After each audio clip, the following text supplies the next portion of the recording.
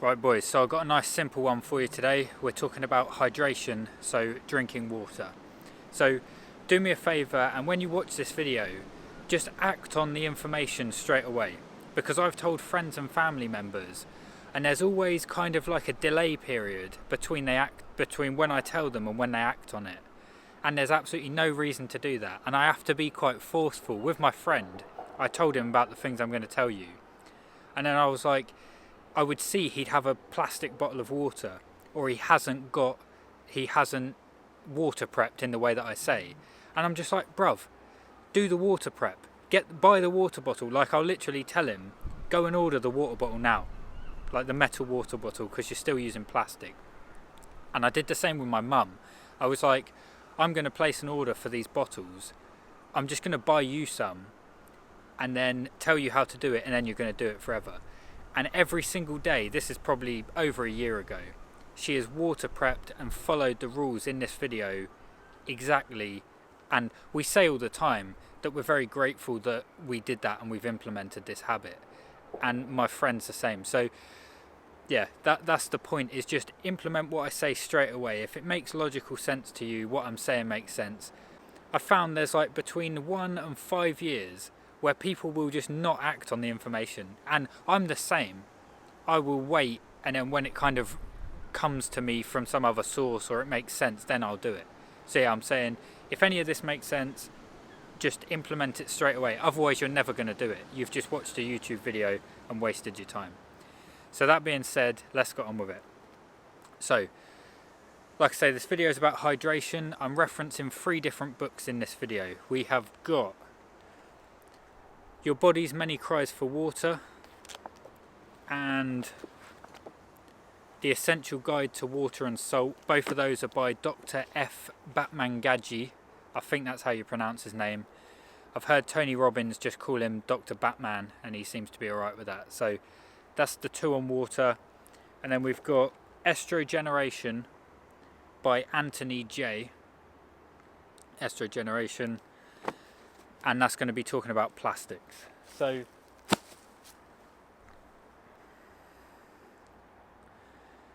I think we all know that hydration is important. I don't need to make this point very much, but we're about 60% water, and it makes logical sense to me as well that where the common belief is that we've evolved out of the sea. So we have common ancestry with things that come out of the sea. So we're essentially land fish, if you can stretch it that far. We've evolved out of the sea.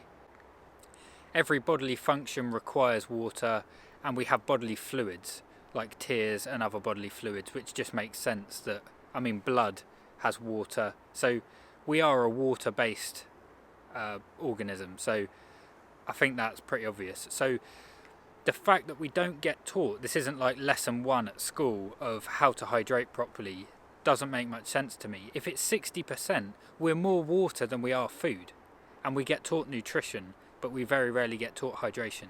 So in this video we're going to talk about hydration. So first question, how much water do you need? And from these books, the simple answer is, and from listening to Andrew Huberman's podcast on water as well, is the average adult wants to get at least 2.4 litres of water. So if you don't want to go any further with it, just get 2.4 litres of water. And I'll talk about later a really simple way of knowing that you're getting the right amount of water. Because it's easy to not get the right amount, because you lose track. You drink 1 bottle and then you refill it, and then you drink half of it, and then you come back to it later. You don't know what you're consuming, right? So another way is you can use a calculation based on your body weight. And the way you do that is you drink half your body weight in ounces of water per day. So you take your body weight in pounds. If you're a 200-pound person, you half it, that gives you 100 pounds, and then you drink 100 ounces of water. So that is how you'd work it out. And then I think I worked out, because I was 200 pounds when I read the book, it's about 3 litres or 2.84 litres. So you can convert the ounces into litres if that's easier for you. So that's not enough to just drink the right amount of water. You need to go a little bit further. So the other thing is, hydration is dependent upon electrolytes. Now, electrolytes are minerals that have an electric charge, and they are sodium, magnesium, potassium, calcium, chloride, phosphorus, and I'm sure there are probably others, but they're the main ones that you're going to want to focus on. Now, you can get that, usually the foods you consume will have those electrolytes in them. If you're in a particularly hot climate where you sweat a lot, you're going to sweat out water and electrolytes.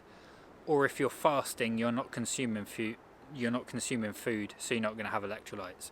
So there are reasons, and I would just add electrolytes to your water anyway, because you will pass out any that you're not using in urine, or you'll sweat it out. But your body is going to want these electrolytes. So you take your water, your 2.4 litres at least per day, and you add these electrolytes to them.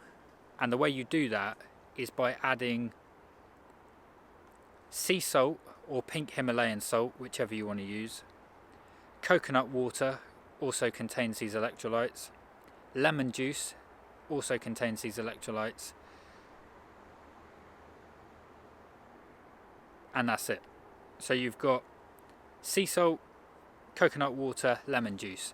Now they contain the varying electrolytes in different ratios. So for example, sea salt is going to have, I think it's more sodium and chloride, and then you'll have potassium and magnesium in lemon juice. But that's why I quite like getting into the habit of having a lemon water in the morning, and then I'll add a pinch of sea salt to each bottle of water, depending, because I often add a lot of salt when I'm cooking a steak or whatever meals I'm preparing. I will add a lot of sea salt. So if I know, for example, I'm fasted today, I haven't eaten, so I've added salt to my water. But if I'm eating and I know I'm putting a load of salt on everything, I won't bother, because I'm getting the correct amount of salt.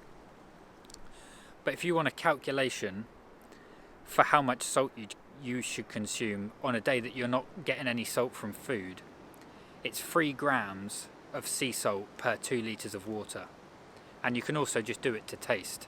If it tastes really salty, it's probably too much.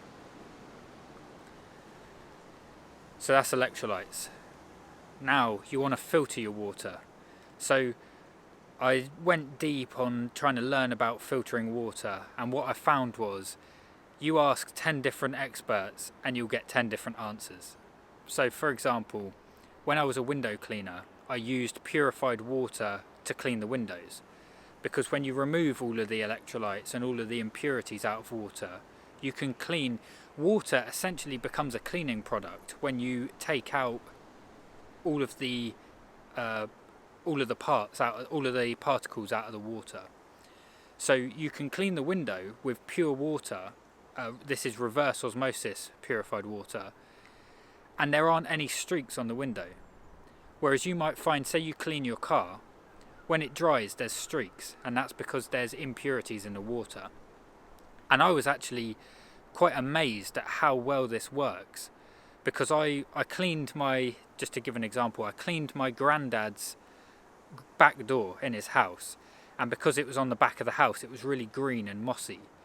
Now, I had 3 tubs, right? I did 1 tub which was just warm water, and the green moss wouldn't come, like the hot water didn't touch it. Soapy water did a slightly better job, but it was still taking a lot of effort to clean it. The purified reverse osmosis water, which is water that has less than 15 parts per million in it, I used a water tester, it cleaned it off like I was using bleach or something. It was so effective at cleaning, because I think it's also negatively charged, so it's actively drawing the impurities off of the door. So I was cleaning the back door and the purified water, and when I was cleaning the windows, that was the whole point of the system I used. It cleaned really well. So the reason I give you that example is, some people say drink reverse osmosis water. Other people say because it's negatively charged and it is that good at pulling out impurities, when you drink it, it actually strips the electrolytes out of your body. It will attract them into the water, and then you urinate it out, so it will actually dehydrate you. So like I say, ask 10 different people, you'll get 10 different answers.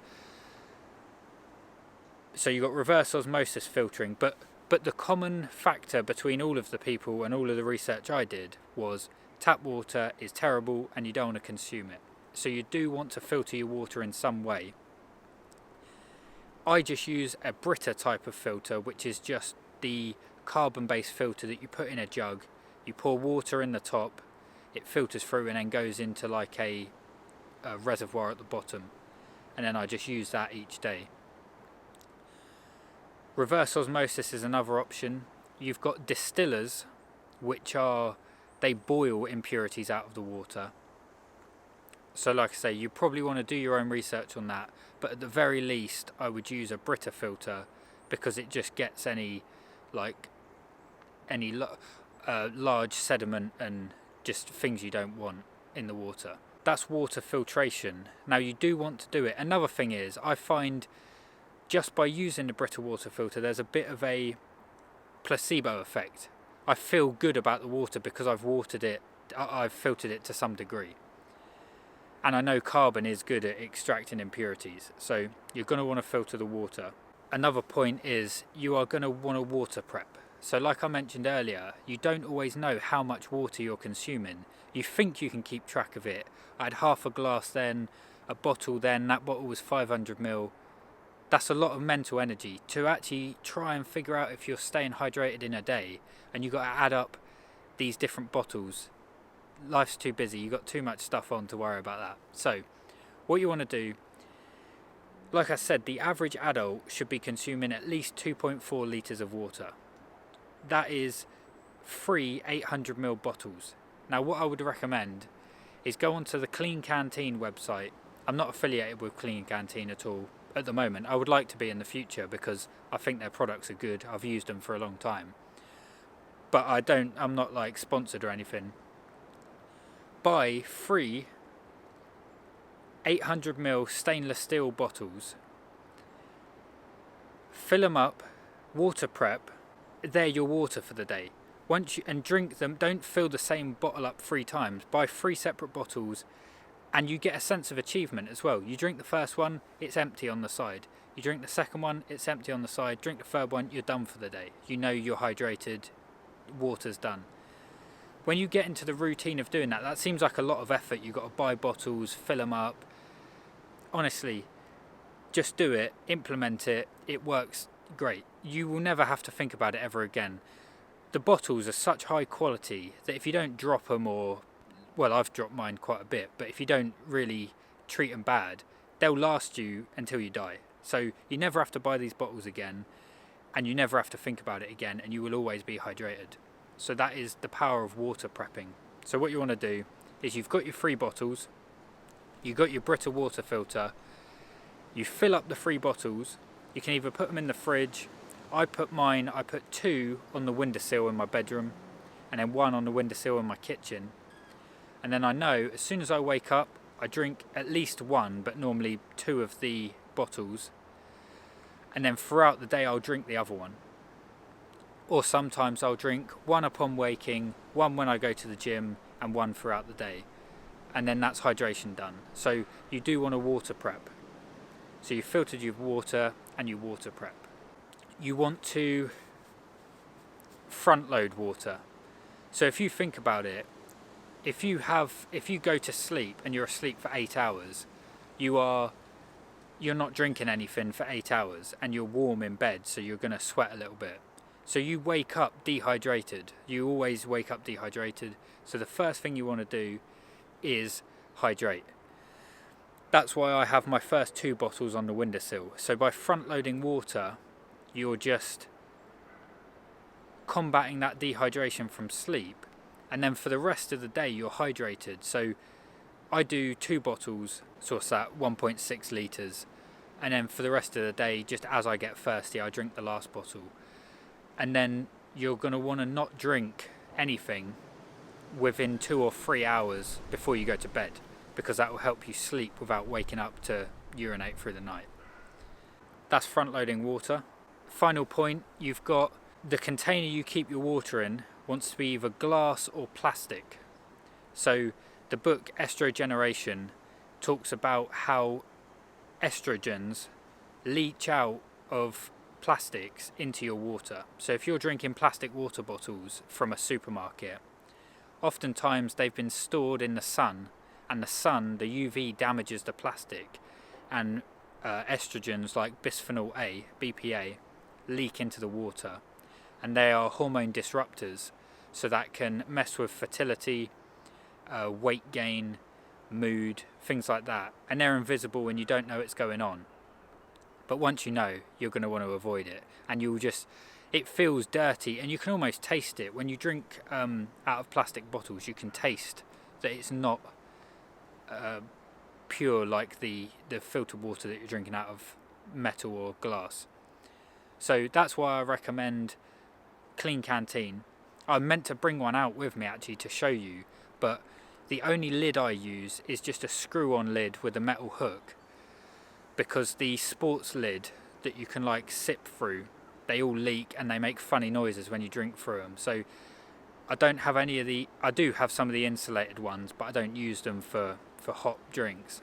So the only product I can recommend, but I highly recommend it from Clean Canteen, is stainless steel bottles, and I would get one that are coloured, that are painted, because I've noticed I've got one which is just stainless steel, like a mirror effect, brushed stainless, and all of my other ones are painted. I've got 2 black ones and then a purple one and a white one, and the ones that are coated with paint, the water just doesn't seem. I'll put them both on my windowsill, and the stainless steel one I think it's just warmer, but it just seems to taste different. I think it's just the temperature.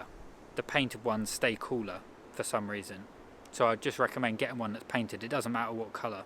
Glass is also good, but obviously if you drop it, it's going to smash, so the stainless is safer. I've dropped my stainless ones quite a bit, and the only problem you get is you can't sit them down now because the bottom like changes shape, but that's my own fault. But they're very good quality. And then a bonus tip out of one of Dr. Batmanghelidj's books was, and I just like I like people to just tell me what to do and then I'll do it. He was talking about nutrition, and he said 1 small carrot a day gives you some good essential nutrition. So if you can tolerate eating carrots, just eat 1 a day. I like simple stuff like that. I could probably I did Google the science of it, but I can't really remember. But that doesn't really matter. If it logically makes sense, and to me, that logically makes sense anyway, because you've got the old wives' tales of, improving vision and stuff like that. So, that's hydration. Implement these steps. Don't just watch it was pointless. If you watch the video and don't implement it, then it's pointless. So implement the steps. If it makes sense, implement it and do it for the rest of your life and never think about it ever again. Point number 1, drink at least 2.4 litres of water. Point number 2, add electrolytes to your water in the form of sea salt, pink Himalayan salt, coconut water or lemon juice. Filter your water, do your own research and tell me what you do, because I don't know. I've Googled the absolute crap out of it and I don't know what the answer is. The Brita water filter I know is better than nothing. I'm swaying between, it's either reverse osmosis and then when you add sea salt back into it. So Paul Chek says the water you drink wants to have a parts per million of at least 300. I think that's what he said, 300. And because I've got my tester from window cleaning, I can check it. So the way you do that is reverse osmosis filter, and then it would have less than 15 parts per million, and then you add sea salt back in, and then it goes back up to 300. So maybe that's okay. That's not going to deplete the body of nutrition, of minerals, of electrolytes. And then if you're consuming the lemon, coconut, then probably fine. The other option is a distiller which boils the water to remove impurities. And the reason I like this is because in Estrogeneration he talks about our water being contaminated by two things. Byproducts from the water purification process. So when the water board purify water, you end up with chemicals in the water which are better than sewage in your water, so it's a way of kind of fixing sewage. And the other problem he talks about is women that are on birth control urinate out some of this, what did he call it? I'll find it in the book. So it's the birth control hormone EE2 is coming out when women urinate, and because it ends up back in our water system, I don't actually know how the water system works, but apparently the water we drink is like purified and neutralized wastewater, so there's going to be some sewage and stuff, but when they purify it, it doesn't get rid of the birth control hormone EE2. And as a man, even as a woman, you're probably not going to want to get, I mean, if you've chosen not to be on birth control and then you're drinking birth control hormone in the water, that's probably not good. And as a man, you definitely don't want to be drinking birth control water, hormone water. So the reason I like the idea of a distiller is because the birth control hormone is so small that it goes through most filtration systems, whereas it doesn't get past distillation. So I would sway towards distillation, but let me know, because I don't know the answer on water filtration, and some are quite expensive, so you don't want to invest in it if you've not got full conviction that it's going to work. Then do water prepping. Buy 3 clean canteen bottles, or any other, you can just Amazon stainless steel bottles, it doesn't matter. I just like the quality of clean canteen, and implement. You probably think it's unnecessary, and you're saying in your head, I won't bother, I'll just get 1 bottle and I'll just refill it. Honestly, it changes everything when you do water prep. You never have to think about it ever again. Buy them once for the rest of your life. And it sounds silly, but in terms, I've spoke about gratitude on this channel before. Honestly, the people that I've implemented this with, I'll just say, how good is that, the water bottle system? And they're like, yeah, I don't think about it, it's just good. So yeah, I'm telling you now, you're not going to do it, but I think you should do it. Let me know if you do, because I'll bet there'll be basically nobody that comments saying, I did it, I've got the 3 bottles and I do it every day. Front load the water and use glass and metal, stainless steel, not plastic. Eat a carrot every day. That was the last one.